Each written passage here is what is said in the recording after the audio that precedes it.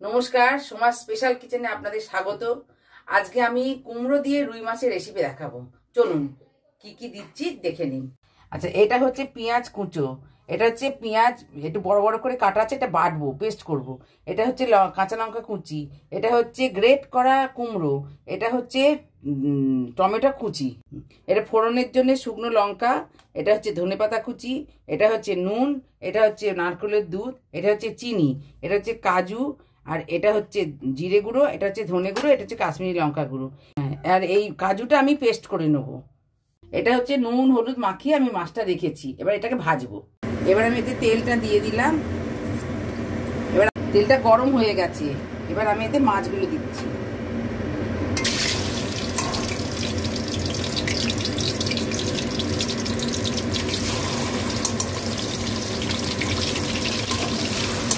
এবার আমি মাছগুলো ভাজা হয়ে গেছে, আমি তুলে নিচ্ছি।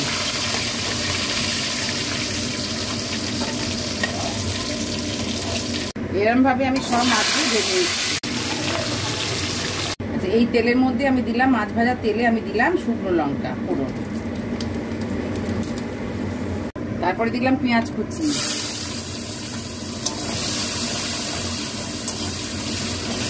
পেঁয়াজটা একটু ভাজা হলে তারপরে আমি আবার এইগুলো দেবো।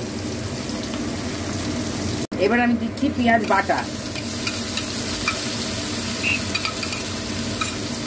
দেবো এই যে জিরে গুঁড়ো, ধনে গুঁড়ো, তারপরে দিলাম কাশ্মীরি লঙ্কা, দিলাম টমেটো কুচো, এবার দিলাম কাঁচা লঙ্কা কুচি, এবার দিলাম কাজুটা পেস্ট করে আমি দিয়ে দিলাম।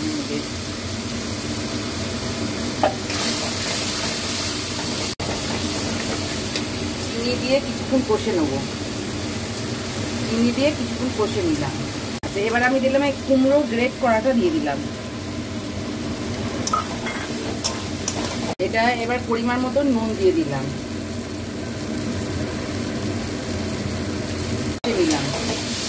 এবার আমি এতে মাছগুলো দিয়ে দিলাম,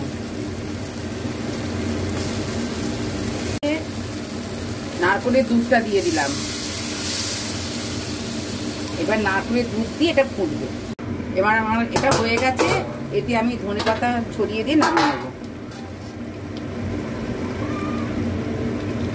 আজকের মতন এই পর্যন্ত। আপনারা লাইক সাবস্ক্রাইব করবেন। নমস্কার।